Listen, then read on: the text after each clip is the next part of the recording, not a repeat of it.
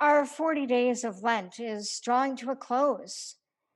And once again this year, we take time this Palm Sunday to mark the transition from the days of reflection and seeking to walking with Jesus into Jerusalem as Holy Week begins. And as always, we tell the story of how Jesus, the son of a carpenter turned itinerant preacher, entered Jerusalem with a parade. A crowd gathered to meet Jesus as he approached the city, perhaps because they'd heard him preach when he had been there before, perhaps because they had been among those healed over Jesus' time of ministry, perhaps because they had heard that Jesus had actually raised a dead man, Lazarus, to life again. Whatever their motives, their cries as they walked revealed the hopes they had as they welcomed Jesus on the road. Hosanna, save us now. The people, whatever their specific longings and desires, believed that Jesus could save them. They had very specific ideas as to what that might look like and greeted him as they would greet a king. Shouts of joy and praise and recognition, leading and following in procession, waving palm branches and laying them along the road in front of him. Hosanna, save us now. We have spent our 40 days of Lent seeking God's truth in our scriptures and in our lives, the truth of God's love and mercy and our identities as children of God, and the truth of our sin and brokenness, and the sin and brokenness of the world.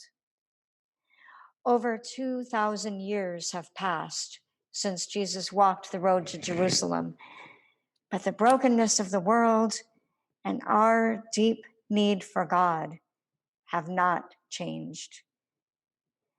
We, like those crying out, Hosanna, on the road into the city, need to be saved. Our communities face the evils of gun violence, which resulted in the deaths of 10 people in yet another mass shooting this week, this time in Boulder. And it feels like we hear of more every day. The challenges and even trauma of the pandemic, which is just beginning to wane after a year. The sin of white supremacy and racism, which continues to wound and divide, even as the trial for the man who murdered George Floyd moves forward this week.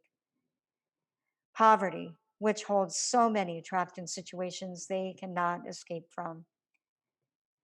We think of all the pain in this world that can seem insurmountable, and we know, if we didn't before, that we need help. We know as we hear the stories of God's promise to us and how God has brought freedom, healing, and love to people since the beginning, that there is only one place to turn. And we join our voices with the crowd walking that road with Jesus, crying out, Hosanna, save us now. There's something else about this event that we don't often think about because it isn't mentioned in our scriptures. But historically, the procession, greeting, and leading the way for Jesus as he enters the Jerusalem is not the only parade taking place in the city.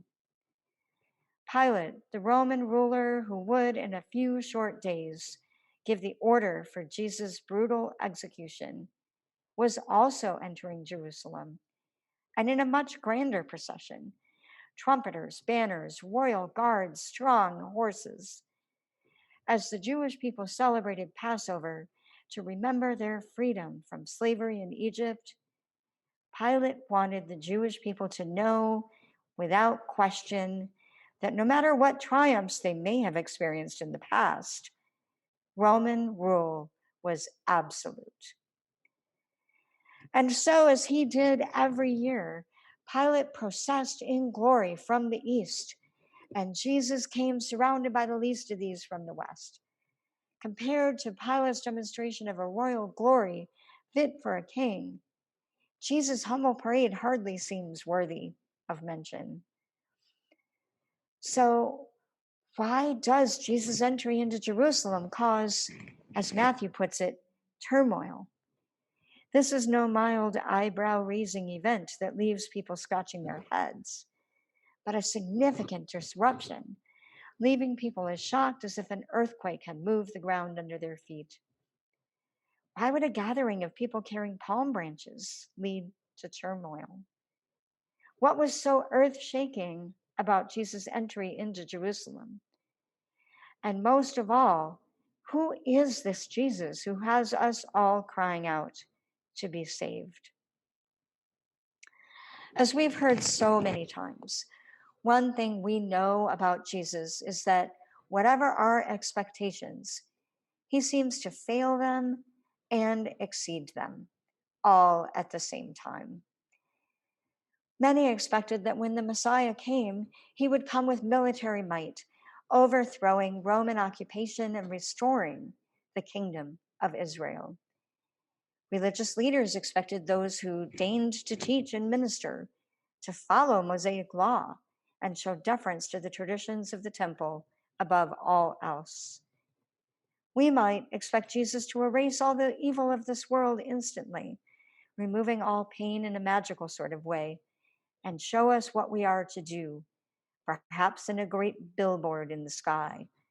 How many times have I asked God for that? But Jesus doesn't do any of that. Instead, Jesus tells the story of a man attacked by robbers and how the religious leaders pass him by, and the Samaritan of all people cares for him.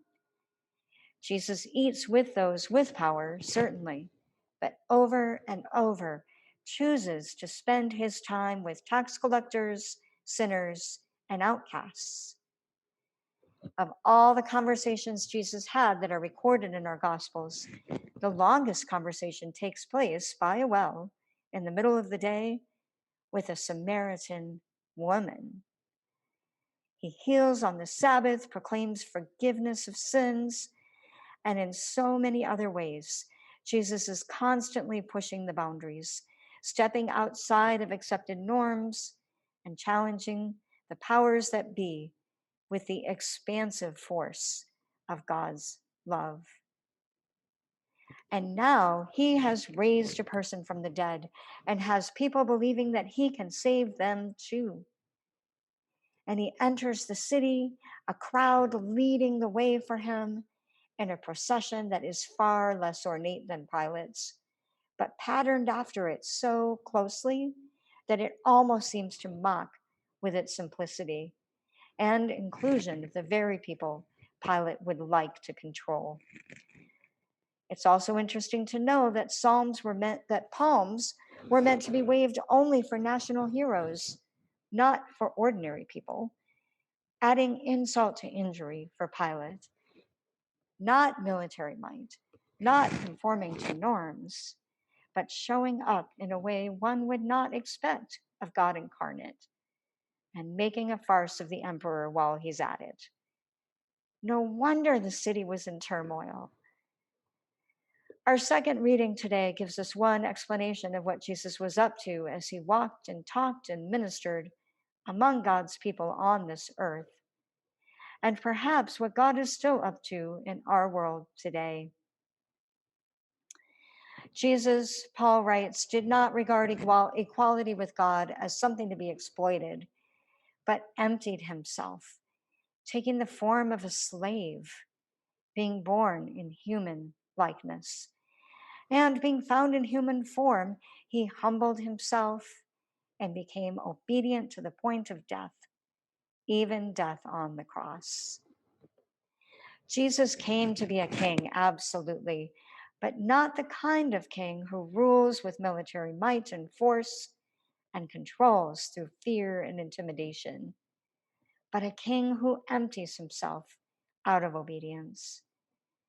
We might think of Jesus as one who so embodied God's love for all of us that he couldn't help but enter into the very depths of our pain and brokenness and empty himself, pouring out his love on all creation, all of us, even if it meant suffering and dying on the cross.